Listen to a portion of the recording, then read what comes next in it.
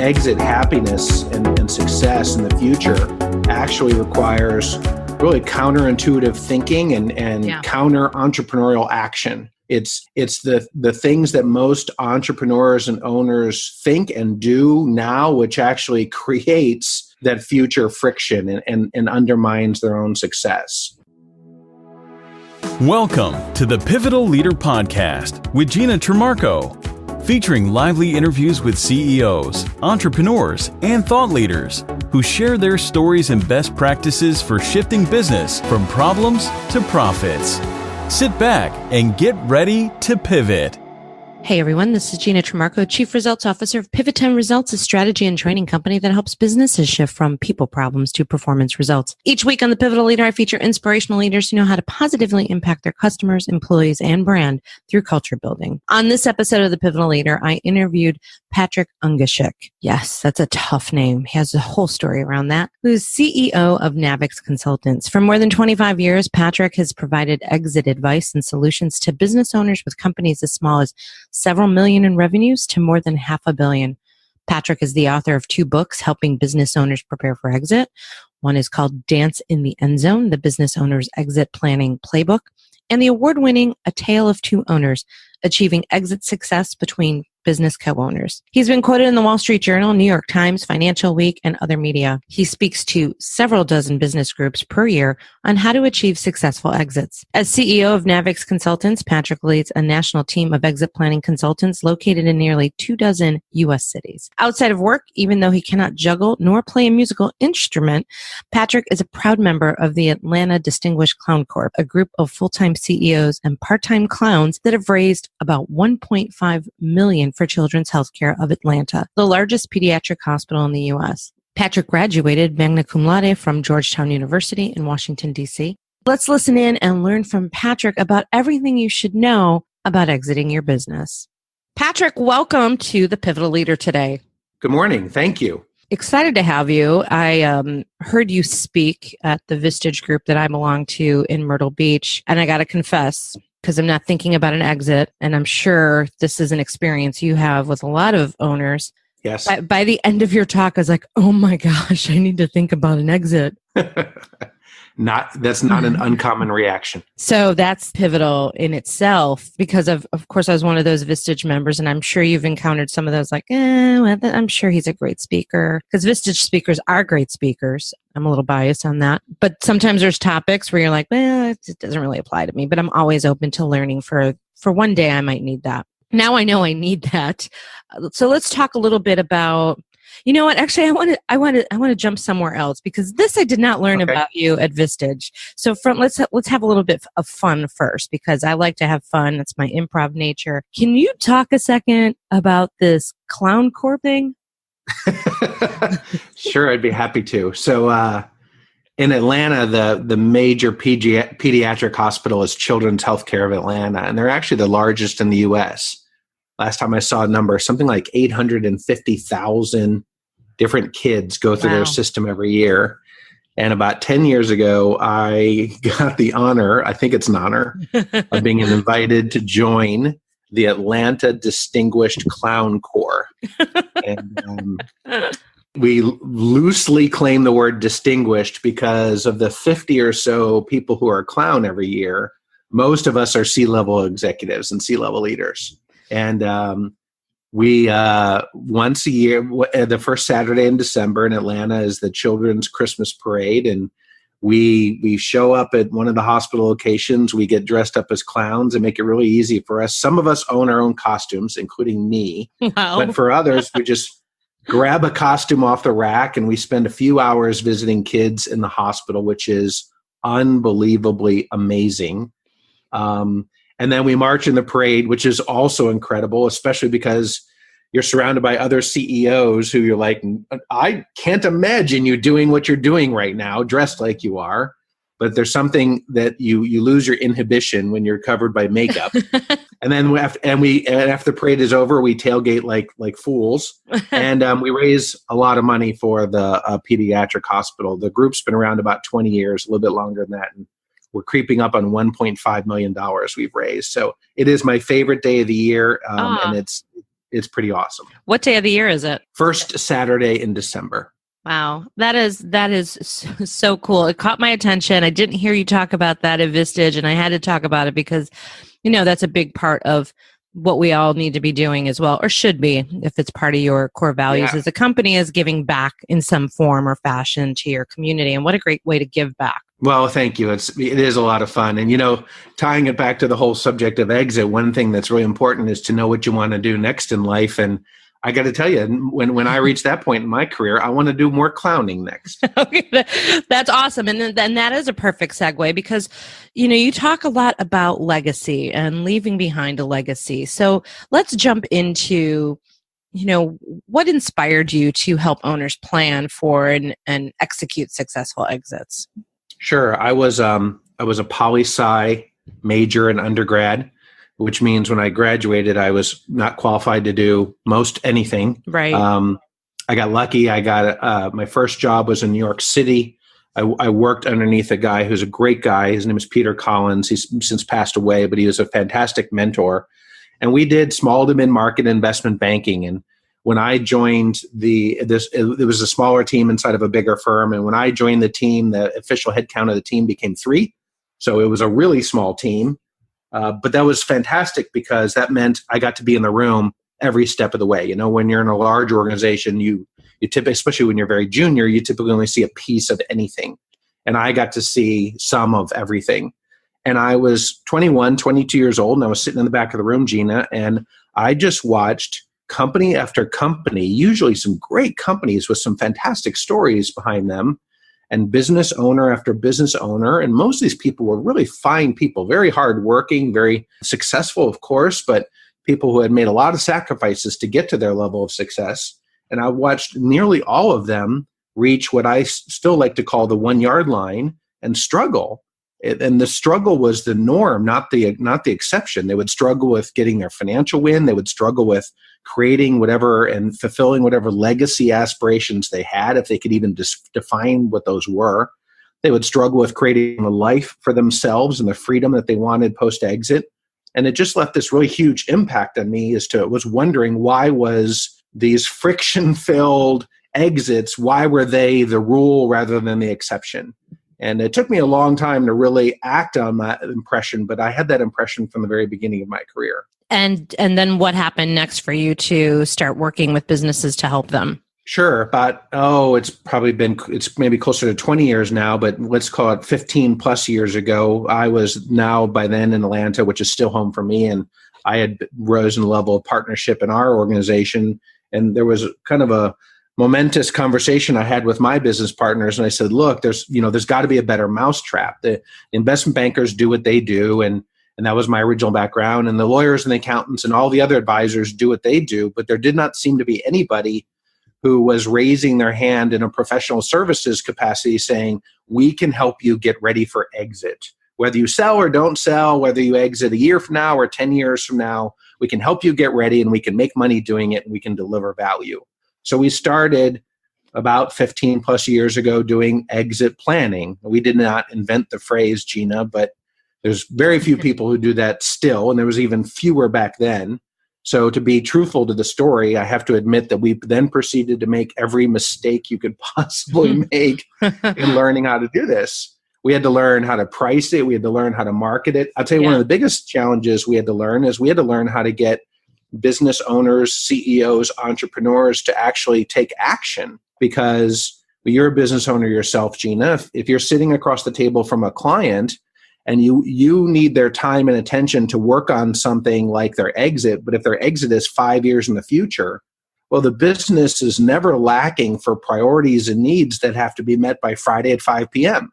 So how do you get the business owner to spend time and energy and attention and resources on something now when that strategic goal is off, at least in the beginning, is very distant in the future, and the company is forever able to keep the calendar full and consume all the resources. So and that's a perfect question, because that was going to be my next question for you is how do you get them to think about that, to take action on that? Yeah, it clearly there's a lot of education involved, and maybe the key thing to educate on is that exit happiness and success in the future actually requires really counterintuitive thinking and counter entrepreneurial action. It's the things that most entrepreneurs and owners think and do now, which actually creates that future friction and undermines their own success. I'll give you an example. So what is, I'll ask you this question, Gina, the classic knee-jerk entrepreneurial response, every spare dollar that we all create, what do? Do you take it home or reinvest? Reinvest. That's exactly right. And that's the thing we're supposed to do, especially in the beginning. If you're the founder, if you don't do that, you're going to die. Right. But you fast forward that over a couple decades, and most of our clients show up and they might have a very attractive personal net worth, 10, 20 million personally or more, but 95% of it is usually tied up in the business and the assets that the business supports. And just ask yourself, which is a harder position to exit from? You're worth 20 million personally, but you have zero outside the business, or you're worth 10 million personally and you have 10 million outside the business in cash, right? Right. Both of those scenarios, the individual is worth $20 million, which is a nice number. But in the first scenario, exit is incredibly difficult, incredibly stressful, incredibly risky. And if anything doesn't go well, you're in a real bad spot. And in the second scenario, you've got time and flexibility and breathing room and options. And so that's just one example of where that entrepreneurial habit to reinvest every dollar that we have, that's a habit that at some point a switch needs to flip and a different perspective and a different set of actions need to follow. And unfortunately, for a lot of owners and entrepreneurs, that switch never happens until too late. Yeah, I get that. I guess that really is the case, right? They feel the pain, and then it's kind of hard to go backwards to heal the pain, right? Sure. Another classic example when I say that it's counterintuitive thinking and counter entrepreneurial actions is most business leaders are blessed with the wonderful reality of that we love what we do. And because we love what we do, we never unplug from our companies.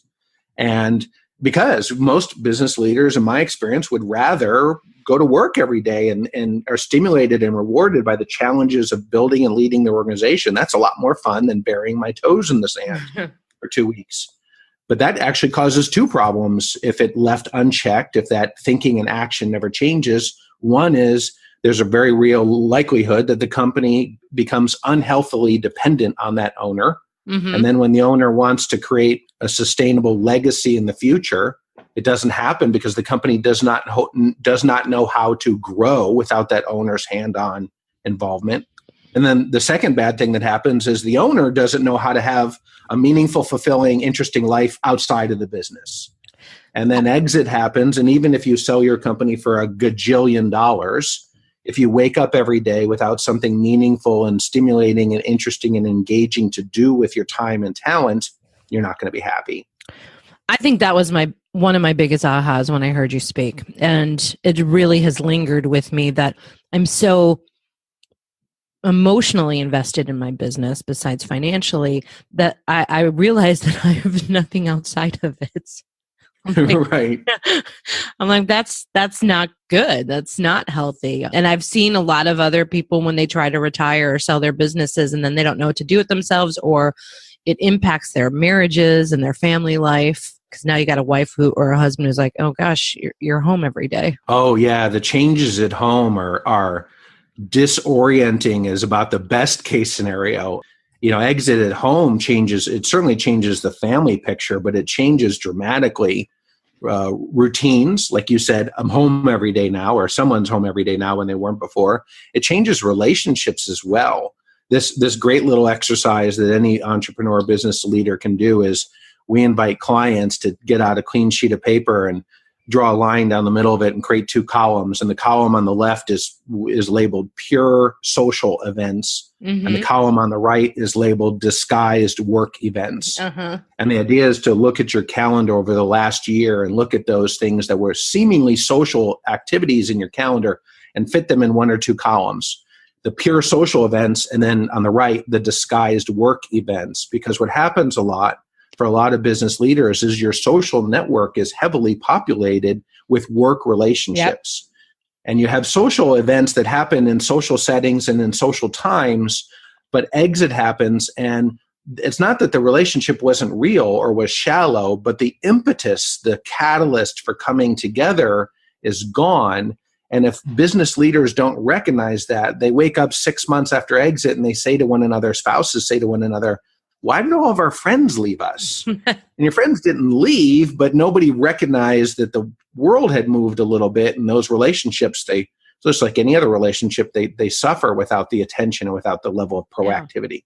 Well, what are some immediate steps? So anyone who's listening to this who, like me, was like, it's not me right now. What are some strategies, some first steps that business owners can take to at least start that process of creating the exit plan? Great question. Identify your goals as quickly as possible. I mean, Stephen Covey said it in 6 or 7 words, begin with the end in mind. It's take me 2 books, and I still haven't said it as well as he did. You've just, no, private equity is not perfect, but private equity are the professional owners and flippers of businesses. That's what they do for a living. And they know they would never make an acquisition or investment in a company without knowing what's the end game. What are the goals? Right. What do we want on the side? And entrepreneurs should not be any different. We should do the same. So that doesn't mean you need to have everything figured out, but know why you're working as hard as you're doing. Know why you're making the sacrifices that you're making. Know when you make those strategic growth decisions, know why you're making them. A tangible example of this is many companies, if not most companies, if they don't, they should have some type of written strategic business plan that they're executing against. And these are usually PowerPoint decks that are 10, 20, 50 pages long. A manifestation of know where you're going with this is the last page in that deck. When all is said and done, the last page in that business plan should say, okay, when we achieve everything else that was just stated in the previous 49 pages, here's how it's going to meet our exit goals and desires. And if you can't make that connection, then strategically, why are you doing what you're doing? Mm-hmm. Yeah. I just realized I had to make my presentation to my Vistage group, and I don't think I had that slide at the end of it. It's a good aha. Yeah, that's that is. So your question was, what should be doing? That's the first step. Is okay. Really know your goals, and I'll say very quickly on the heels of that is then second knowledge, know your timetable. Most of us have an age in mind that if I said, if you still needed to work at age 85, would you be happy about that? Most business leaders are saying no, not if they needed to work as opposed to choosing to work. And yet if you're 45, if I say, are you okay with the idea of still needing to work tomorrow? Yeah, that's a reality. I'm not only fine with that, I like what I do. So somewhere between 45 and 85, there is some age where most of us would like to reach the point where work is a choice and not a necessity. Mm-hmm. And that number ought to be top of mind as well, because time is not infinite and there is a lot of work to be done. So let's say somebody wants to be done by 65 and they're 50. What should their next steps be? Yeah, that's great, because now you got 15 years, and with 15 years, time is more your friend than anything else. So I said, no clarity on your goals. Perhaps the most important question to answer is what's going to be your actual exit strategy. Mm-hmm. We see the world differently than a lot of other people do on this. We see the world as there's only 4 possible exit strategies, 4 and only 4. If you own some or all of your business, one of these 4 things is going to happen. You're either going to give it to the family, which is typically your kids. You're going to sell to an outside buyer. That's the second. The third is you're going to sell to an inside buyer, 1 or more of your key employees. And the 4th exit strategy is you're going to shut it down. That's it. There's only those 4. When I speak, usually somebody in the audience will very quickly raise their hand or just shout out and say, well, I don't want to go anywhere. I don't want to exit. I'm going to hold it forever. My response is, there is no forever. You're going to die one day. And last time I checked, death is not a strategy. So even if you die while still owning your business, one of those 4 things is still going to happen. Give it to the kids, sell to an outsider, sell to an insider, or shut it down. So if you're 50 and you want to exit when you're 65, know which one of those strategies is likely to be yours. And it's usually not hard to tell just through simple process of elimination. If you don't have any kids, or if 15 years from now your kids are still in their 20s, odds are pretty good that your exit strategy is not going to be giving it to your kids. So you can use simple process elimination. Same thing with your employees. If you really don't have a rock star CEO in waiting sitting on your org chart, then selling to your employees may not, at least at this point, may not likely be an option. Either way, if you can gain clarity around which of those 4 exit strategies is likely yours, it makes all kinds of noise go away, Gina, and it really allows you to focus on then what's the tactics that you'll need to consider implementing over the next 15 years. Can you talk a little bit about the differences between each of those possible exit strategies? Because I know I was pretty surprised at the things that could happen if, like, say you sell it to your employees, or there are different advantages and disadvantages. And I know it's all based on everyone's situation, but are there some highlights that you can talk about each? Sure. The reason why we differentiate between those 4 is because once you look at them, the 4 different exit strategies require 4 different sets of mutually exclusive tactics. There will be forks in the road where a business owner or entrepreneur has got to zig left or zig right, depending upon which one of those strategies you're pursuing. So the easiest example is courtesy of the IRS. If I want to give my business to my kids, then I want to argue on a tax return that my business is worth as low a number as I can possibly justify in order to reduce taxes. Conversely, if I want to sell my business to an outside third-party buyer, a competitor, a strategic buyer, private equity, et cetera, well, then I want to argue in the sale process that my business is worth as large of a number as I can possibly, get somebody to agree. So right away, you do very different things in preparing the company financially if you're planning on passing your business down to family versus selling to an outside buyer. And in both those situations, whether you're doing some planning for taxes when giving it to the kids, or whether you're selling to an outside buyer, the other party involved, the IRS or your buyer, they're going to want to see financials for at least the last 3 and sometimes even the last 5 years. My point being is that you've got to be doing these things years in advance of the date when you think you want to exit. Now, here's the really interesting question, Gina. If I'm planning on selling my business to an inside buyer, 1 or more key employees, I promise no trick questions, but this one's tricky. Right? If you're intending to sell your business to 1 or more of your own employees, do you want the arguable value to be high or low? Any guesses? Oh, and I'm trying to remember this because I remember you talking about it. It was, I'll just take a stab, low. You're correct. You've got a great memory. Okay, good. Interestingly, it is low. And very quickly, the reason still has to do with taxes, which is the tax burden on an inside sale can be crushing, and a lot of business owners are not aware of this. And if they realize it too late, there's very limited things you can do. That does not mean that I'm advocating that every entrepreneur should give his or her business to employees, but you've got to do some other things. You've got to, for example, consider other mechanisms to cash out from that company, like long-term consulting agreements, long-term employment plans. Those are some of the tools that we use to backfill if you're selling the business for a lower value to your inside buyer than you might otherwise. So there is, as I think, again, the key takeaway here is depending upon which strategy you want to pursue, you've got to begin to do some things that preclude you from implementing one of the other strategies. You have so many great strategies to share with people. I know that you also talked about, when you own land, you own the building where your business is, and even that consulting piece of it when you get out, but you stay on as a consultant from a cash flow perspective. There's so many things that people don't really know or think about. I had someone recently say to me, she was struggling with her soon-to-be husband. It had got lured back into a job, and the owner said, "Oh, when I'm ready to retire, I'm going to give you the business." And I said, "Is that in writing? Did you get?" She's like, "No." I'm like, "Well, you got, even something like that. If an owner decides to give the business to somebody, any advice on that? On what steps to be taken, both for the owner and the recipient?" Yeah, I wouldn't want to look a gift horse in the eye. Having said that, most owners don't mean that give in the fullest sense of the word, meaning I'm going to give it to you for nothing back. Right. So there presumably is going to be some expectation for the outgoing owner that he or she is going to get paid.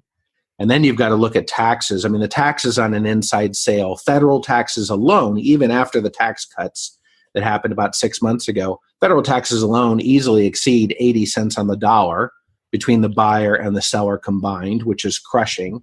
The other thing that happens beyond just, I won't fill a podcast talking about taxes, the other thing that happens is what's the price? So if you want to sell your business to one or more of your key people, that's great. Usually those key people are key because, among other things, they're smart. And at some point, they're going to say, wait a minute, hold on. You want to sell me the business in the future, and I'm honored and excited about that opportunity.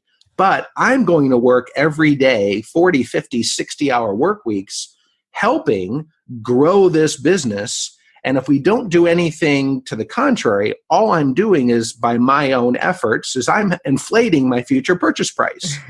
So that is an issue that often comes up, again, years before you think you want to consummate any sort of exit, is your key employee buyer will go, time out. We need to have a conversation around price. Yeah. Because otherwise I'm just adding to the bill that I'm going to incur down the road. Right. Wow. What a really great aha. Didn't even think about that. Brilliant. Can we talk a little bit about, because I know one of your books talks about co-owners, so Tale of Two Owners. Can you talk a little bit about the co-owner situation and that exit plan? Yeah, it's great question, great topic. I wrote that book because we did some proprietary research, and there were a number of ahas that came out of it, and one of which is that, according to our research, we hired a national research company to do on our behalf, 70% of small to mid-market size businesses have more than one owner. And by the way, the average number of owners is like 2.9, so right around 3. And I've tested that data. Every time I speak to audiences, if I get a chance, I'll do a quick straw poll, and it rarely deviates. 60, 70, 75% of the companies in the room have more than one owner. And if you are a sole owner of your business, you got to figure out all this exit planning stuff for yourself. If you have business partners, then everybody's got to figure that out, and you're all in the same boat, rowing down the same river. And what happens is, most business partnerships, the people like and respect one another, and you don't stay partners very long if you don't have a foundation built upon respect and that 1 + 1 = 3 inside the business partnership. But what happens is, as exit draws near, it is almost inevitable. It's natural that the different human beings who are business partners together have different exit goals. I mean, you're not going to be your partner's identical twin. So you're going to be different ages by some amount, which often turns into different time horizons for exit. One of you has kids working in the business and another one does not. One person needs X amount of millions at sale and the other person needs less. One person wants to keep on working and the other person wants to free up time sooner. And what happens is, as business co-owners start to realize that they have these different exit goals, for the first time in what might have been a very long and successful relationship, they realize that they want to row the boat in different directions. And it has all kinds of potential to very quickly spiral out of control. And very often it's misdiagnosed. It's misdiagnosed as business partners who, for head-scratching reasons, for the first time, are not able to communicate, not able to get along, presumably not liking one another, when in reality that's not usually the case. What it is there's different exit goals, and they haven't had that conversation well enough to have discerned and uncovered the root causes, and it causes real problems. And you run in situations where companies literally become unsellable. Owners can't exit, and it can, if unchecked and if unaddressed, it can really ruin what has otherwise been a great partnership over many years. Great things to think about. One other thing you talked about was in reference to preparing for if something happens to the owner. Like what if I get hit by a car tomorrow? Yeah, that risk management side. Yeah. Unfortunately, some people think that's what exit planning is. But still, I still hear people go, I have an exit plan. I met with my lawyer. We got a great will and I bought an insurance policy. I'm like, well, great. That works if you die. But what happens if you live? But it is important. Of course, I believe we as leaders and entrepreneurs, we have a responsibility to our companies, to our people who work at our companies and our customers and our clients. We do have a responsibility to make sure that if that what if does happen, the prudent planning and the prudent steps are in place. Most people get a few of them right. Most people know that they have to buy the life insurance policy. And surprisingly, not everybody walks around with a will, but many of us do have that. And some of that basic provisions. There are a couple steps that are nearly universally overlooked, however.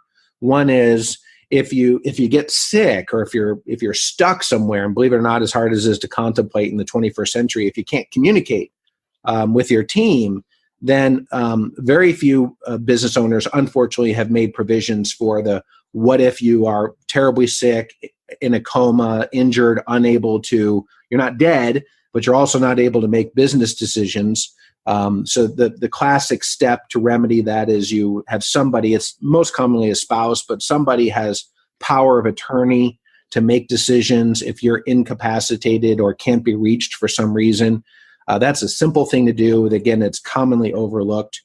Another area that's commonly overlooked is whether you're incapacitated or whether the bus has taken you out and you're on your way to the pearly gates. In our experience, because I've had clients who have died prematurely, and what usually happens, it's great you got the life insurance, it's great that the wills are in place, but in my experience, the management team that is left behind usually doesn't know what to do. Right. Not in the immediate, in the next critical few days and weeks. And in the information age we live in today, your competitors, your customers, your prospects, people will know rather instantly when something tragic like that happens.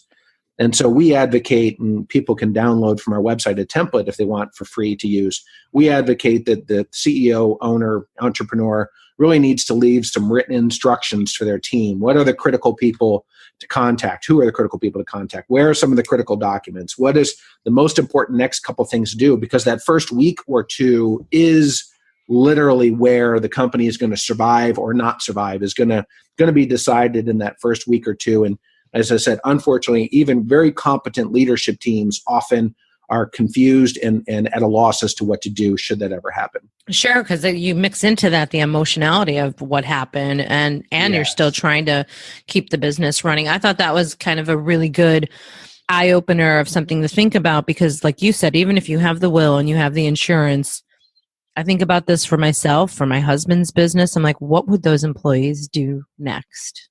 Right. And you use the word emotion, which is, of course, an incredibly important emotion. Here's one of those emotions that causes problems is if the boss has just died, out of respect and genuine care and dignity, no one wants to rush out and talk to customers or talk to clients. We haven't even put Patrick in the ground yet. Yeah. Yet your competition's not waiting. Right. And your customers and your clients and your vendors and your lenders, they're not waiting. So there's this, again, out of genuine and understandable dignity, there's this process that everybody inside the company wants to respect. The rest of the world doesn't care about that process. Yeah. So it's a real challenge. You mentioned that you have a template people can download. Where can they go for that? Sure. Our company website. So our company name is NAVIX, NAVIX, as in navigate towards your exit. And our website is navixconsultants.com. And under the resources page, there's lots of stuff, all of which is complimentary for owners and entrepreneurs. But one of them is called the emergency guidance letter. And it's a template that owners can fill out for that what if scenario. Very funny, Gina. Years ago, when we would say to clients, you probably should leave some written instructions for your leadership team for that what if scenario. And the client would say, yes, what a great idea to do. And we'd say, okay, well, here's a piece of paper and a pencil, and we'll see you in 30 days. And let us know what you wrote out, and we'd show up. You're laughing because we'd show up 30 days later and it'd be blank. That's a tough one to write from scratch.